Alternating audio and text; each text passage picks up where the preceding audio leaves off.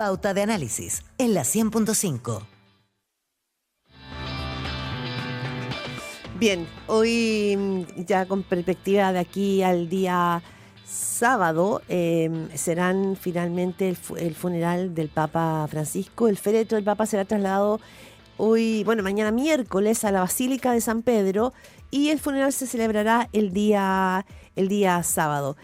Allí el cuerpo del pontífice se va a exponer en la capilla ardiente durante 3 días para que los fieles puedan despedirse. Eso es un poco finalmente, ¿no es cierto?, la manera en que se está organizando este gran funeral del Papa Francisco, que falleció ayer lunes con 88 años de edad, y se entregó también ayer la causa de muerte, se entregó a través de un parte médico que habla de que fue un ictus cerebral, o sea, una ACV que le causó un coma y un fallo cardiocirculatorio irreversible, según informaba ayer el parte de función que entregó el Vaticano y que estaba firmado por el director de Sanidad e Higiene del Estado de la Ciudad del Vaticano.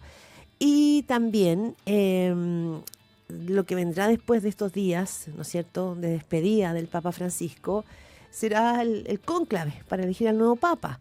Y eso se espera que puede ser está programado para comenzar entre el 6 y el 11 de mayo de este año, según las normas eclesiásticas que establecen un plazo de 15 a 20 días después del fallecimiento. Pero esa etapa vendrá después. Hoy la mirada está puesta, ¿no es cierto?, en revisar no solo el legado simbólico, sino también aquello que deja o los cambios que deja el Papa Francisco en la Iglesia. Y de eso queremos profundizar también esta mañana aquí en Pauta de Análisis, porque es una figura muy interesante, no solo porque fue el primer Papa latinoamericano, se habla del Papa sencillo.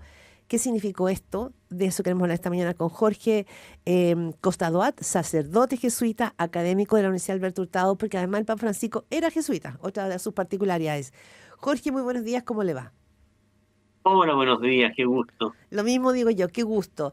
A ver, ahí, ¿no es cierto?, usted lo ha visto, una revisión larga, exhaustiva, no solamente desde la prensa, no solo desde quienes lo conocieron, sino que también de muchos eclesiásticos respecto de cuál es la estela que deja el Papa Francisco y si los cambios que él quiso provocar en la Iglesia Católica serán permanentes o no. Esa es otra gran pregunta. Sí, yo espero que lo principal, podría decirte que es una actitud misericordiosa con las personas. Un papa diría que fue como comprensivo, bueno, como que en cierto sentido representó esa actitud de Jesús, especialmente con las personas enfermas, los marginados, los más pobres, con los pecadores. Especialmente en la iglesia con gente que se ha sentido pecadora, el Papa ha hecho primar el amor por encima de la norma. Y yo creo que eso es muy de considerar. En cuanto a la reforma, creo que fue muy sabio en el sentido que él tenía una expresión que la repetía y que la repetían también los expertos, y es que decía, yo no ocupo espacios, sino que desato procesos. Él tenía conciencia de que estaba a la cabeza de una institución que tiene 2000 años y que no puede avanzar rápido. Eh, el Papa es Papa de una iglesia que está en todos los continentes, donde hay distintas maneras de ver las cosas, y él no puede pretender solucionar todas las cosas pendientes, pero sí impulsar lo que a él le parece que es renovador para la iglesia. Pero esa postura, Jorge Costadoat, usted como sacerdote, diría que fue capaz de permear a todas las vertientes de la Iglesia Católica que coexisten hoy día en su seno. La Iglesia Católica no es homogénea, no todos están en la misma postura. De hecho, evidentemente se notó que él tuvo una oposición desde sectores más bien conservadores. Entonces, ¿cuánto habrá permeado o habrá bajado línea, como se dice también en buen chileno, para la Iglesia, a su juicio? ¿O eso está por verse? Bueno, ese principio le corresponde especialmente a él tenerlo como gobernante. Es muy sabio no querer predominar a la fuerza con su poder sobre las demás personas, su modo de pensar. Ahora, si uno va a los contenidos fundamentales, creo que, por lo menos para mí como latinoamericano, lo que me deja es que el Papa da la opción por los pobres. El Papa tiene una buena noticia que anunciar a los pobres, como Jesús. Bienaventurados ustedes los pobres, porque ustedes es el reino de los cielos. Y eso lo hizo saber por todas partes, comenzando por sus gestos de, de sencillez.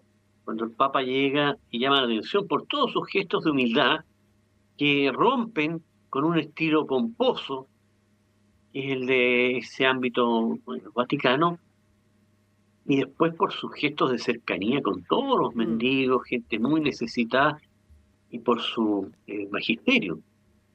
Uno lee Evangelii Gaudium y otros textos más y llama la atención.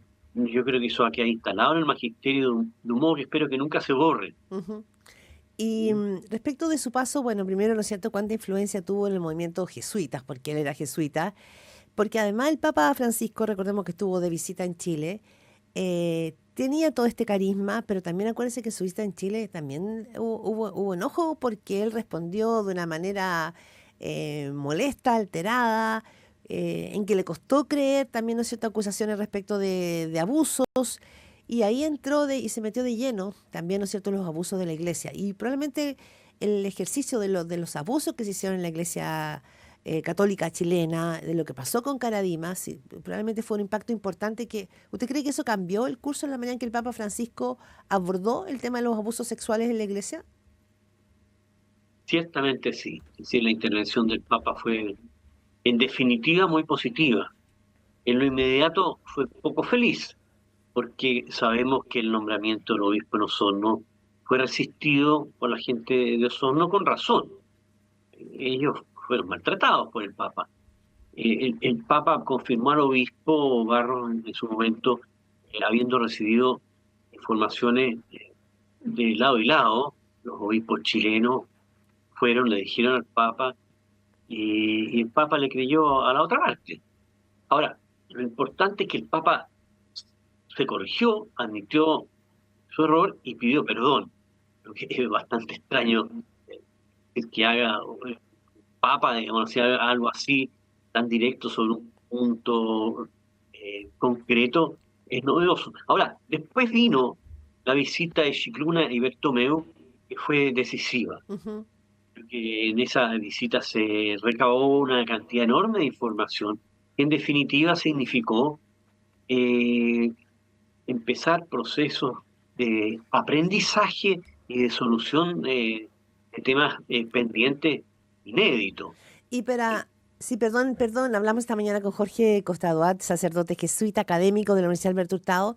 ¿Usted diría que para la Iglesia Católica chilena el hecho de que para el Papa haya mirado por primera vez el tema de los abusos sexuales conectado con Chile, con lo que pasó, con el emblemático caso Caradima, para la Iglesia, para ustedes, los jesuitas en Chile, por ejemplo, fue bueno o fue un poco avergonzante que fuera Chile el comienzo de correr este velo? No, no fue vergonzante, no lo veo, si lo vimos como un proceso eh, necesario, en cierto sentido como que nos sobrepasó, porque uno esperaba acá en Chile que la Iglesia se hiciera cargo de esta situación, y el Papa se hizo cargo con creces. Ahora, lo que fue doloroso, yo no sé, no se habló mucho de esto, lo lamento, es que también el Papa no fue delicado con los obispos chilenos. Le hizo ir a Roma a toda la conferencia, le pidió la renuncia a todos y los devolvió en cierto sentido desautorizados. De eso no se habló, ni siquiera los medios. Alguna mención hacia la rápida del Mercurio. Eh, pero en definitiva lo que importa es que el Papa, no sin los obispos en Chile, han dado pasos muy importantes Mm. en la solución de este problema gigantesco y realmente vergonzoso para los curas, especialmente para los jesuitas también, muchísimo, porque también nosotros hemos tenido varios casos de abuso. Entonces, en suma, yo te diría que había un proceso largo de aprendizaje, además, porque había que aprender sobre cómo se abordaba este asunto. Fíjate, un asunto que es bien interesante. Años atrás, muchos años atrás, se estimaba que un obispo, por ejemplo, que sabía de un cura que había abusado de alguien, si ese obispo tomaba a ese cura y lo mandaba a otra parte, él pasaba como alguien que realmente tenía carácter y se le aplaudía. Eso hoy por hoy se llama encubrimiento. Eso nunca debe ocurrir. Pero no teníamos el conocimiento como sociedad y como iglesia para abordar de otra manera el problema. Entonces, hubo un proceso de aprendizaje muy notable y después la iglesia chilena levantó instituciones Mm. para hacerse cargo de escuchar a las víctimas y reparar en la medida que fuera posible. Hablamos con Jorge Costaduat, sacerdote jesuita académico de la Universidad Alberto Hurtado. Quiero retomar un poquito algo que usted señaló y dijo, el Papa fue, no sé si ocupó la palabra ingrato con los obispos chilenos cuando los llama a Roma. Usted dice, de eso se habló poco. ¿Qué es lo que no se dijo y que usted cree que era necesario decir? Bueno, lo que yo te decía recientemente, es decir, no puede ser normal que el Papa llame a toda la conferencia, le pida a todos la renuncia, como si todos por parejo fueran igualmente culpables, y después los envió desautorizados eh, sin saber quién realmente era obispo y quién no.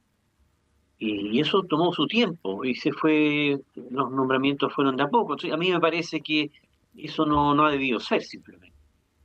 Pero era una señal del enojo que también el Papa tenía justamente, ¿no es cierto?, Sí, pero con la no, cúpula eclesiástica de la pero uno no Iglesia. puede, sí, perfecto. Mira, yo, ¿para qué te digo? Sí. Yo de este Papa soy hincha. He escrito 2 libros sobre el Papa valorando lo que ha sido su pontificado, pero creo que hay que decir las cosas como son. ¿Pero usted cree que eso humilló a la cúpula de la Iglesia chilena? Habría que preguntarle a ellos. A mí me parece que sí, Ya. Pero era una manera que él tenía para ser mucho más categórico respecto del comportamiento o del sí, pero no es ocultamiento. manera. Sí, pero no es manera, así no se hacen las cosas. Y no sé qué otra manera podía tener el Papa en ese minuto, digamos.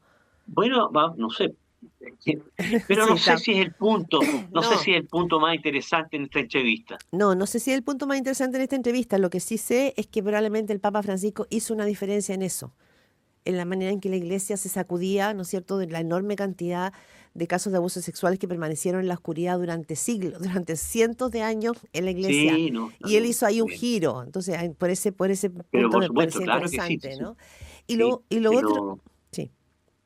no te lo decía recién, que el giro fue gigantesco. Después incluso el Papa sacó un documento que se llamaba eh, Carta al Pueblo de Dios Peregrino en Chile, una carta súper importante que ha sido citada en todas partes del mundo. ¿Qué espera usted, Jorge Costaduat, sacerdote jesuita, que pueda pasar digo, pensando en el sucesor? Porque también he visto muchos artículos en la prensa europea, sobre todo, de si aquel sello que imprimió el Papa Francisco, como un papa más bien pastor, más sencillo, em, digo, sacudiendo un poco las normas o el protocolo pomposo del Vaticano, ¿se podrá mantener o más bien esto podrá tener un giro hacia más bien hacia una figura más conservadora? ¿Y qué podría significar eso a su juicio? Bueno, no sé, yo no soy malo para las especulaciones, no sé quién vendrá, pero como tendencia dudo que vaya a haber un giro hacia atrás, por lo menos en cuanto a la visibilidad del Papa, y yo espero que los tiempos dicen que tendría que ser eh, algo más sencillo. Espero que todavía más sencillo, porque ahí tienen que caer muchos oropeles, mucha pompa todavía. Ahora, yo lo que espero que se mantenga con más fuerza es esa actitud misericordiosa de los papas y de la iglesia con la gente que ha fracasado en la vida, con los que han sido marginados, con los pobres en general, porque en eso ha sido notable eh, que un sacerdote considere que es más importante ser misericordioso con las personas que aplicar la ley de la iglesia. Espero que eso se mantenga para siempre como tendencia, porque es lo de Jesús. Jesús en su tiempo es un intérprete de la ley de Israel, pero no es un defensor a rajatabla de la ley sobre las personas. Entonces, siempre interpretó la ley de un modo misericordioso, abriendo espacio, haciendo sentir el amor de Dios por la gente. Eso lo hizo muy bien este Papa. Mm. Fue totalmente un Papa seguidor de Jesús. Espero que eso se mantenga y que prospere en otros ámbitos. Eh, el caso de las mujeres, es ahí tenemos un pendiente grande Grande, grande. como iglesia, Sí. gigantesco. Yo te diría que la mujer en la iglesia hasta ahora es un personaje secundario. Las mujeres no participan en las grandes decisiones de la iglesia, no participan, no se las consideran, no votan, pero además su sabiduría cristiana no, no, no es considerada en la enseñanza de la iglesia. ¿Cómo es posible que en la iglesia católica la experiencia espiritual de las mujeres no se convierta en doctrina? Y esto uno podría decir, bueno, eh, consideren entonces, ahora ya a nadie le importa, pero hizo mucho daño la encíclica Humane Vitae, perdón que yo hable con toda libertad, pero como te digo, creo que hay que hablar las cosas que decirlas por su nombre. La encíclica Humane Vitae, el año 68, significó que muchas mujeres dejaran la iglesia porque no podían en conciencia tener más de 4, 5, 6, 8 niños, y la píldora para ellas fue una solución para ser responsables con la familia que querían formar. Ya. Esa doctrina la iglesia no la ha cambiado. Este Papa, por su misericordia, eh, en el documento sobre la familia que sacó hace poco, eh, entrega a los esposos la interpretación de esta norma, pero eso no basta. Mm. Esa encíclica tiene trancada en gran Y medida eso, la doctrina sexual de la iglesia. mm, ¿y usted cree que eso tiene que ver, responde a que persiste un machismo en la Iglesia Católica Mundial? ¿O es un círculo de defensa cerrado que responde quizás a otros intereses? Mira, yo creo que ojalá la iglesia tuviera la humildad que tuvo el Papa para reconocer que ese fue un error. Y un error que costó muy caro, que costó a las mujeres que se quedaron en la iglesia tener que confesarse eh, misa por medio de que habían pecado. A un cura que si era buena onda les da 5 Ave Marías de penitencia.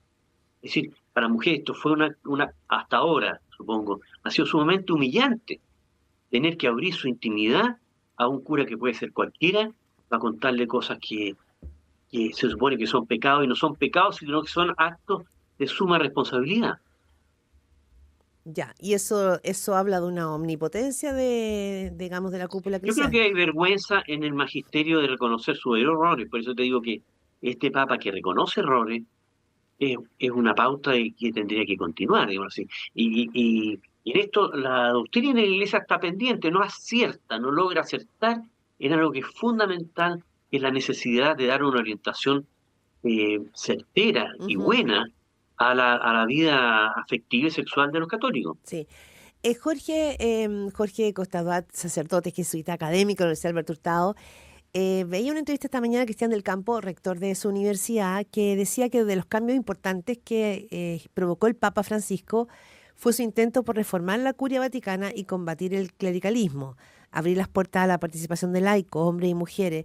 Pero me pregunto si eso, cuando le pregunto a la Estela, me pregunto si eso realmente habrá quedado afirme esta reforma en la curia vaticana, porque lo que uno supo es que su llegada significó una gran resistencia, porque él llegó cambiando, tratando de reformar algo que era un nudo sí, muy fuerte y muy de cemento, digamos, al interior en el Vaticano. Quizás con el fallecimiento del Papa se vuelve a reconstituir este círculo de la curia de la curia vaticana. Tienes razón, yo creo que ese es un peligro real. A la gente que está ahí, al Papa lo ha resistido muchísimo. Y el Papa también, que es uno de los combos, se se trenzó a veces con esa gente y esa gente yo creo que difícilmente ha cambiado de mentalidad. Ahora, él dio señales muy positivas de cambio, pero simbólicas. El haber puesto mujeres en cargos importantes es una indicación a futuro que tendría que mantenerse. Lo más interesante en esto de la reforma del modo de gobierno de la Iglesia ha sido el proceso de sinodalización que él empezó, terminó recién un sínodo, él aprobó por completo todas las conclusiones del sínodo sobre la sinodalidad, que Ajá. significa que la Iglesia tendría que, en cierto sentido, democratizarse, es decir, entregar más participación en el gobierno a los laicos, por ejemplo, y dejar atrás una Iglesia sumamente vertical en la que los que están arriba mandan y los que están abajo obedecen, como si los de abajo no tuvieran nada que enseñar a los de arriba. Esa Iglesia tan vertical tendría que terminar. Y en esto el Papa se la jugó, yo creo que Sí. por completo, en darnos una iglesia más horizontal. Ahí vamos a ver su herencia, ¿no? Si se mantiene o no. Quiero agradecerle muchísimo, Jorge Costadual, sacerdote jesuita, esta buena conversación aquí en esta pauta de análisis, sobre todo por su franqueza, porque se anima usted a decir cosas que no todos dicen. Se le agradece.